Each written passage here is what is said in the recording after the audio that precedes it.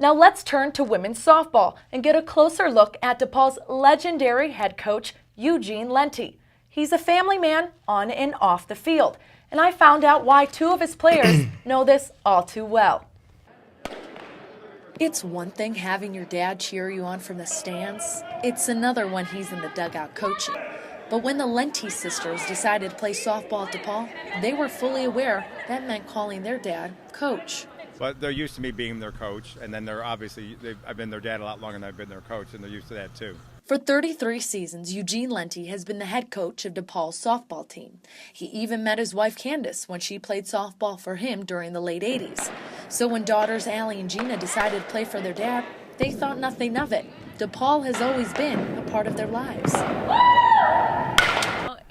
When we were younger, we bled blue and scarlet.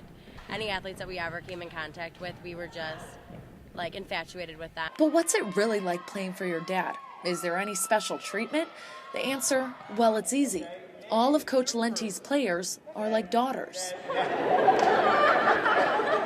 I've heard all of his players say, he's been a dad to me, he's like my second dad. And I don't know if it was a chicken before the egg, is he was a coach first or he was a dad first, but he does it the same way. He was a dad the same way he is a coach to all the girls here. But having a parent as a coach can be challenging for both the parent and child. The New York Times wrote about it. There are psychology tips on how not to overdo it, and even BuzzFeed made light of it. But Coach Lenti stays true to his motto, leave everything on the field. Pretty easy separation, because when we're at practice, that's when they're the student athletes and I'm the coach, and then when practice is over, that's when I'm their dad and they're my daughters. Still, Allie knows not to pull the daughter card during practice.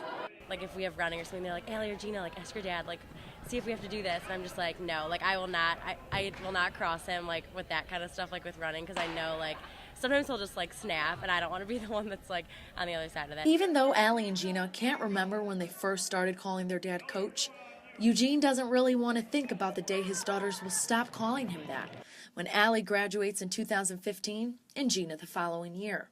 I think it'll be tough for both me and my wife. It'll be a big adjustment. For some, it may be hard to imagine their dad being their coach. But for the Lentis, well, they don't want it to end. Ariana and Taj, I don't know what it would be like if my dad was my coach, but the Lentis seem to be just doing just fine.